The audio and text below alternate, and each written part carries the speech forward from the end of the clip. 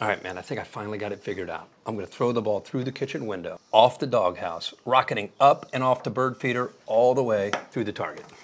I don't know, man. That's a really tough angle. I think you got to ditch the bird feeder. How long did that take you? Couple hours.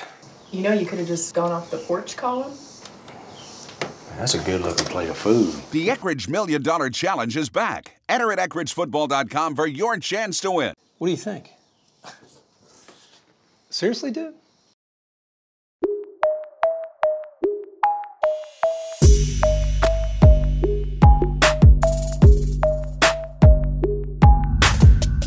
Welcome in. I'm Sam Monson, he's Steve Palazzolo, and we're kicking off the 5th installment of the PFF College 50, brought to you by Eckridge, the official smoked sausage of the college football playoffs. Steve, how about a little reminder for everybody that hasn't seen the first 4 videos? What is the College Football 50? Well, of course, Sam, we've graded every single player on every play during the FBS season over the last 4 years, so we're giving you the best players regardless of positions, except maybe fullback, doesn't really matter. So we're not going to focus too much on just quarterbacks. Every position essentially created equal here. Yep, so we've already done 4 installments of this. We've gone through 50 to 11. You can check out those videos elsewhere on the PFF YouTube channel. Steve, let's dive right into the top 10, the money positions. Let's do it. Number 10, we've got Dalton Reisner, offensive tackle from Kansas State. Tell us a little bit about Dalton. He's been outstanding for 3 straight years. Like I said, every single play we've graded, and whether it's run blocking, pass blocking, he's been one of the nation's best,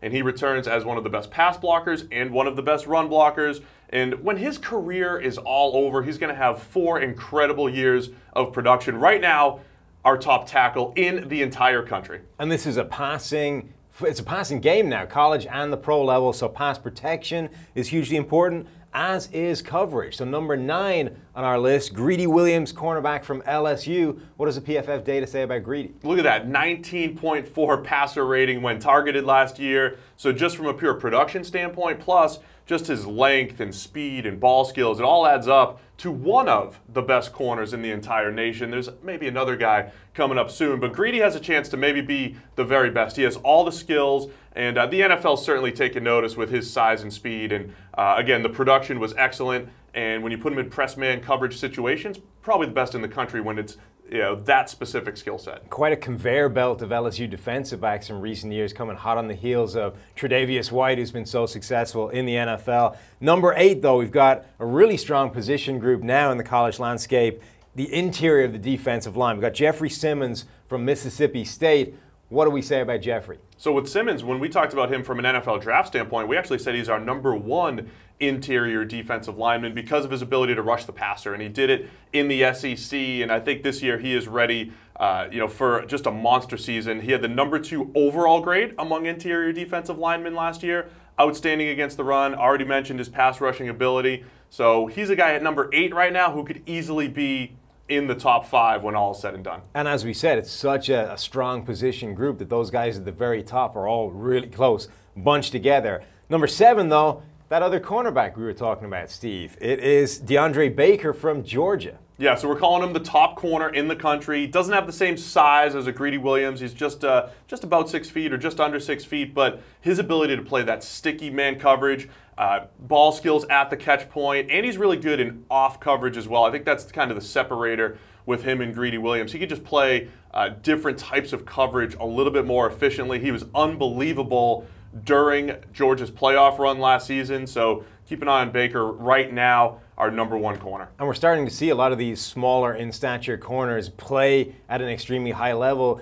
Not everybody needs to be 6'2" to cover You're biased against tall corners anyway. Number 6, Jonathan Taylor, running back out of Wisconsin, a true freshman last year, had an absolutely phenomenal season, enough to catapult him all the way to the top of this list. Yeah, so this is one of those things where we do a really good job at PFF of separating the running back from the offensive line, but this is a situation where we have to give credit to both because Wisconsin has the best returning offensive line in the nation, but look at those yards after contact. 1,355 yards after contact last year as a true freshman. So Taylor did get some help from his O-line, but then he knows how to finish plays and make guys miss. So outstanding freshman year, expecting more of the same this year. One of the best running backs in the country. That's a huge number. He also had a monster number on runs where he was hit at or behind the line of scrimmage. Another fact that backs up what you were saying about him getting the yardage himself, not necessarily because of that offensive line. The top end of this list, though, is stacked full of running backs. And number 5, another guy, this time out west, so a little bit less of the spotlight on him. It's Bryce Love out of Stanford. Now, his big number, over 1,400 yards on breakaway runs, and a lot like Jonathan Taylor, he runs behind that Stanford offensive line that generally does a nice job and will get you into the secondary. But look at how Love finished those plays. He just has that next level speed. There were so many plays that probably should have been 10 or 15-yard gains, and he just has that burst to get past everybody and turn it into a big play. His production took a little bit of a hit as he got injured down the stretch, but he's probably the best big play threat in the entire country. Those breakaway runs, man, that is his calling card. Yeah, the speed, the quickness, the ability to take one touch and just break angles from defenders and turn something that was nothing into a big game. That's Bryce Love's calling card. Number 4, though, this is a real PFF secret superstar, a guy who's undersized, doesn't play for a college powerhouse, and yet the production is absolutely mind-blowing. Sutton Smith, edge defender from Northern Illinois. All positions created equal, all schools created equal. When you grade as well as Sutton Smith, even in the MAC, you're going to get noticed. And we're putting him this high in the College 50 because he had one of the best seasons we've ever seen from an edge defender. Look at those 92 pressures. He was excellent against the run. And when he did face Power 5 competition, whether it was Nebraska, Boston College, dominant games there as well. So he did it against all types of competition. He's undersized, listed at only about 230 pounds. He says he's put some weight on this year.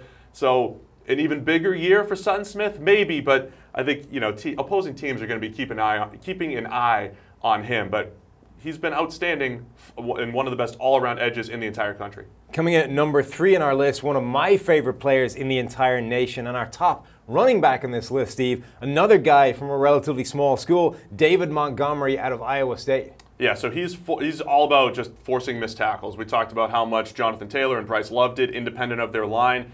David Montgomery had the opposite as far as what he had in front of him. He had one of the worst offensive lines as far as run blocking goes. He had a bunch of guys ranked 150th at their respective position groups, but he still managed to create yards after contact and to force 86 missed tackles as a runner alone, and then he added 23 more as a receiver. That's the most we've ever seen in the PFF era, 109 missed tackles. He's slippery, he's powerful, unbelievable balance. I'm expecting that offensive line to get a little bit better this year, and then those raw stats will also match it. Now, we're very fortunate today, Steve. We're not often joined in studio by a live special guest, but if you guys have been paying attention, you might have seen him already so far today, poking his head out. Ed Oliver from Houston joins us in the show. Is. The number 2 player in the entire country. He's with his trusty horse Oreo as well. Shout out to the University of Houston for our beautiful Ed Oliver bobblehead and horse bobblehead too. That works. So we're not going to be swayed though. We only put him at number 2 on our top 50.